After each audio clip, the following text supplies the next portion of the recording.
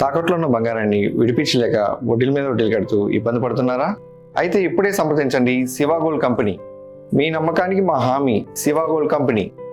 కంటి చూపు కోల్పోయినా ఆమె సంకల్పం తగ్గలేదు. శారీరక లోపాన్ని అధిగమించి పరమ పవిత్రమైన భగవద్గీతను భావితరాలకు అందిస్తూ నిస్వార్థ సేవ చేస్తున్నారు విశాఖపట్నానికి చెందిన అలివేలు మంగ పద్మావతీదేవి. మనసుంటే మార్గం ఉంటుందని నిరూపిస్తూ అందరికీ ఆదర్శంగా నిలుస్తున్నారు. విశాఖ మురళీనగర్కు చెందిన పద్మావతీదేవి చిన్నతనం నుంచి ఆధ్యాత్మిక వాతావరణంలో పెరిగారు. తండ్రి భగవద్గీతను వివరిస్తుంటే ఎంతో శ్రద్ధగా వినేవారు. ఇతర పిల్లల్లా ఆటల్లో మునిగిపోకుండా భగవంతుని పూజల పట్ల, నామస్మరణ పట్ల మక్కువ చూపేవారు. భగవంతుడి లీలలను తెలుసుకోవడానికి గీత ఒక్కటే మార్గమన్న తండ్రి మాటలను ఆమె బలంగా నమ్మారు.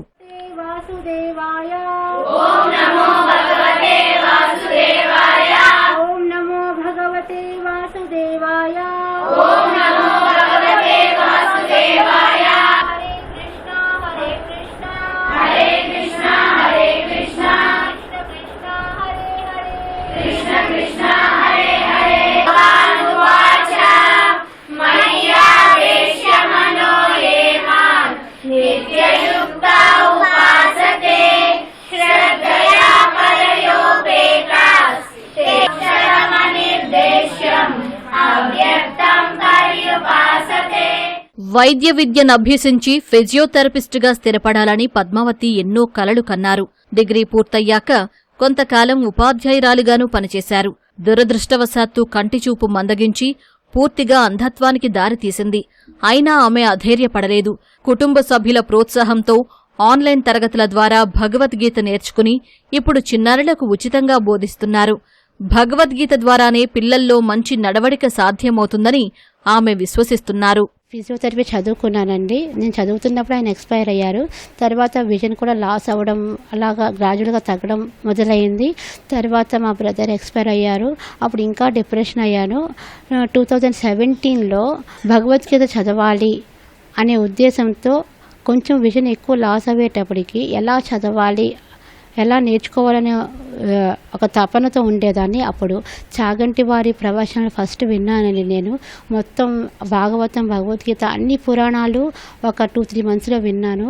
ఆ తర్వాత వైభవ వెంకటేశ్వర స్వామి టెంపుల్లో శేషస్వామి గారు కూడా చాలా ఆయన ఆశీర్వచనం ద్వారా కూడా నేను ఈ భక్తిలో చాలా ఎక్కువగా వచ్చాను. ఆ తర్వాత 2017 నుంచి చాలామంది పిల్లలు నేర్చుకున్నారు. ఇప్పటికీ 6-7 బ్యాచెస్ నేర్చుకున్నారండి. నేను నేర్చుకుంటూ నాకున్న కొద్దిపాటి జ్ఞానంతో వాళ్ళు కూడా నేర్చుకునేవారండి. మెమరీ, ఈ జ్ఞాపక శక్తి, నెక్స్ట్ మాట, పద ఉచ్చారణ అనేది స్పష్టంగా వస్తుంది. అట్ ద సేమ్ టైం ఆ స్పిరిట్, ఆ డివోషనల్ వాళ్ళకి టచ్ అవుతుంది. కాబట్టి రాను పెద్ద అయ్యే కొలది వాళ్ళకి కృష్ణ కాన్షియస్నెస్ వలన దాని భావం అర్థమవుతుంది.